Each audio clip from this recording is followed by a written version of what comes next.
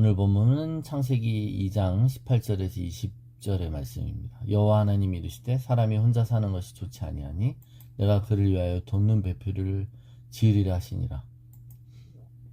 여호와 하나님이 흙으로 각종 들짐승과 공중의 각종 새를 지으시고 아담이 무엇이라고 부르나 보시려고 그것들을 그에게로 이끌어 가시니 아담이 각 생물을 부르는 것이 곧 그 이름이 되었더라.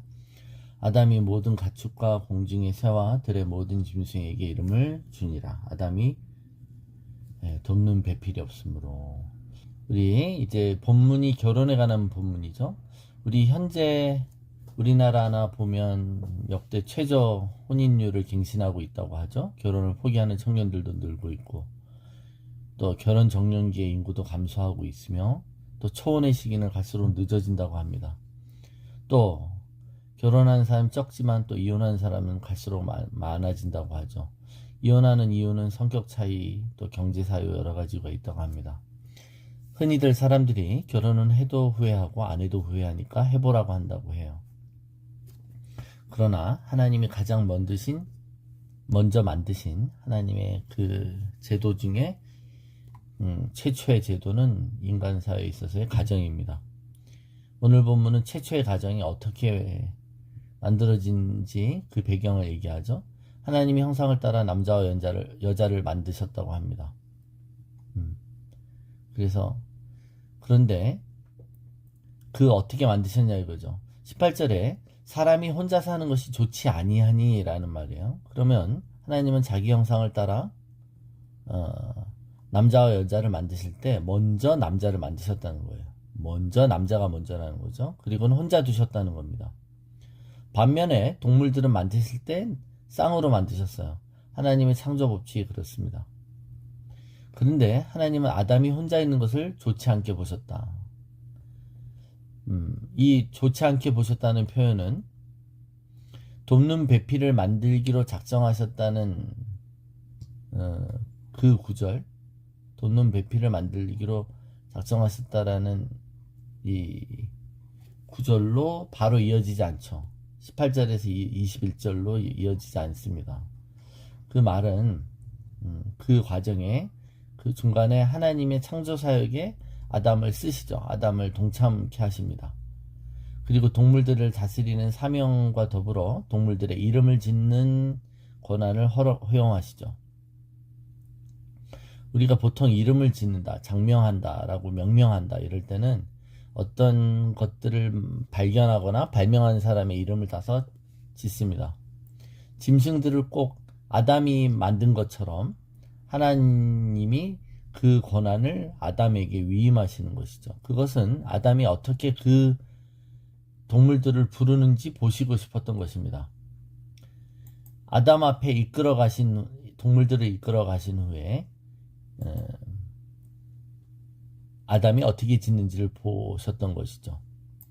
하나님은 그런 부분들을 하나님의 형상을 닮은 그런 부분들을 인간에게 나누셨고 그 인간에게 주신 그 지혜와 창조력으로 또 그 이름을 짓게 하셨습니다.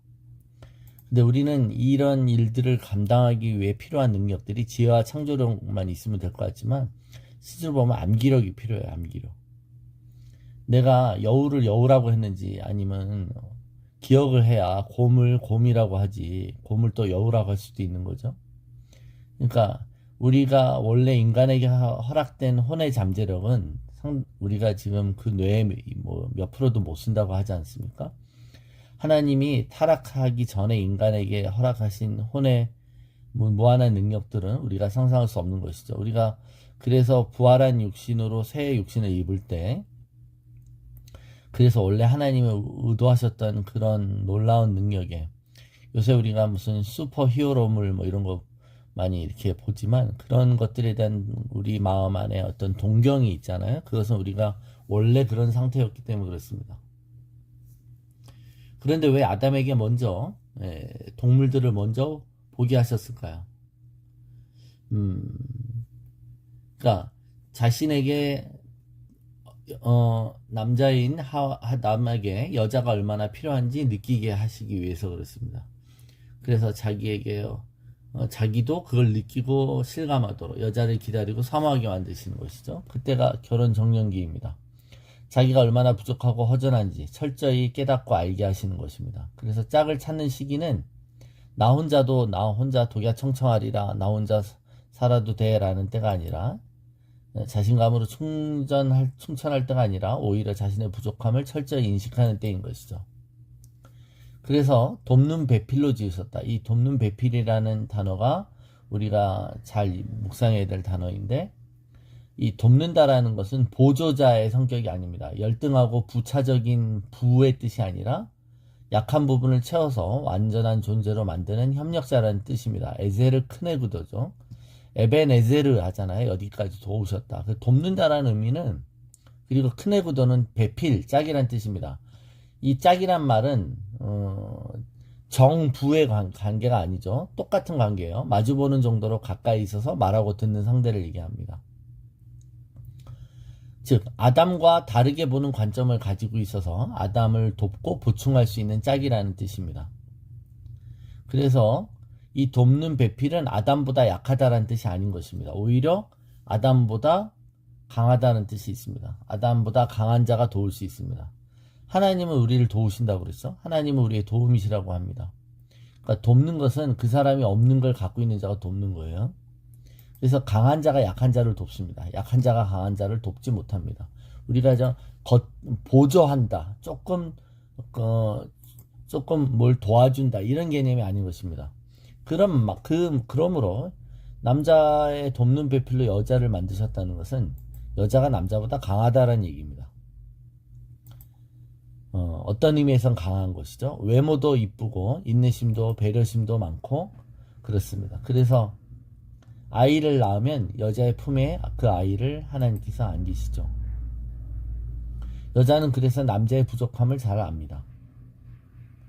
그래서 아무리 강하고 완벽한 남자도 여자의 눈에는 어린아이처럼 보이는 것이죠.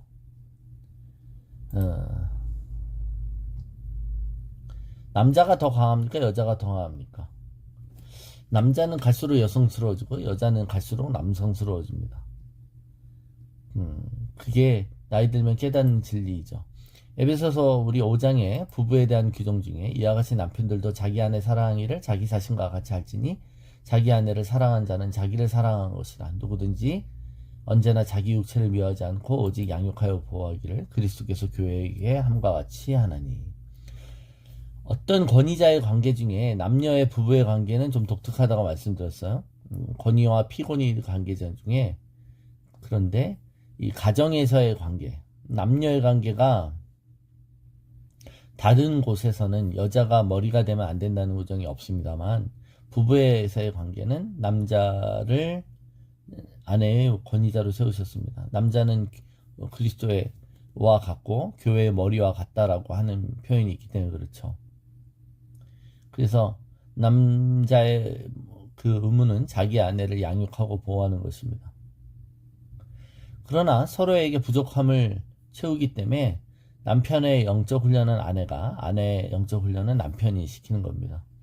그래서 어떻게 보면 배우자는 서로에게서 영성 훈련원 원장님들이라고 하는 겁니다. 그러니까 서로가 돕는 관계라는 것이죠.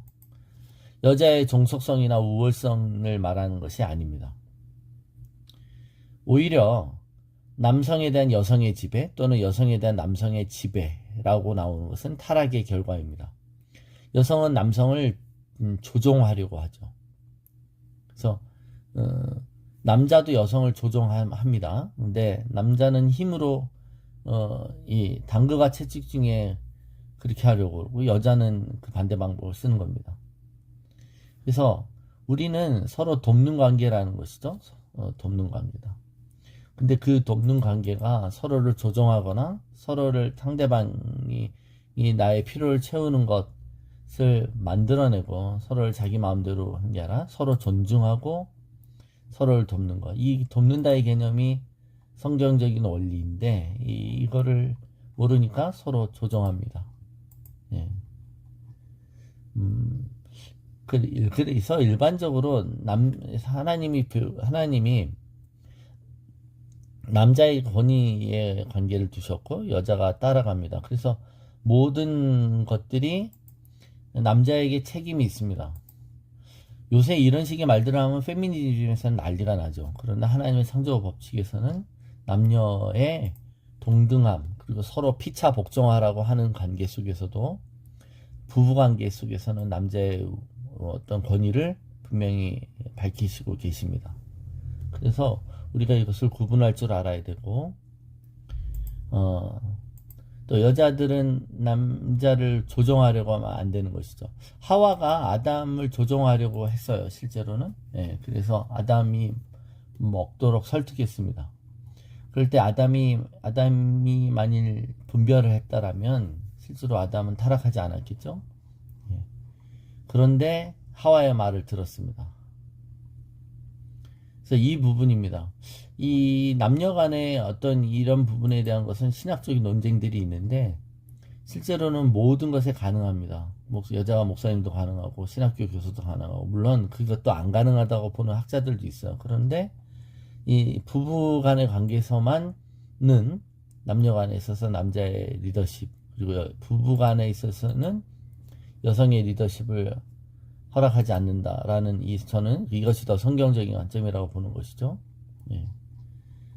그러다 보니 우리가 이 남녀 간의 관계에 대해서 오해하거나 또 이것을 서로 간의 종속 관계로, 또 이 권위의 관계를 서로의 부족함을 채우는 관계가 아닌 서로를 지배하고 서로를 조종하는 관계로 잘못해서 인식한다는 것이죠. 자, 하나님이 자신의 필요가 있다는 것을 알게 하셨어요. 그리고 그 다음에 도는 배필을 주십니다. 이 모든 것이 때가 있고 하나님의 계획이 있는 것이죠. 우리 이제 계속 며칠간 이 부부를 만드신 하나님의 원리들을 묵상하게 될 것입니다. 하나님께서 우리에게 도는 배필을 주실 때 우리가 잘 알아보고 또 그 정령기, 또 적정한 시기를 또 깨닫게 하시고 서로에게 도움을 줄 수 있는, 서로를 채울 수 있는 그런 사람이 되도록 우리를 준비시키도록, 이미 부부관계에 있는 사람들은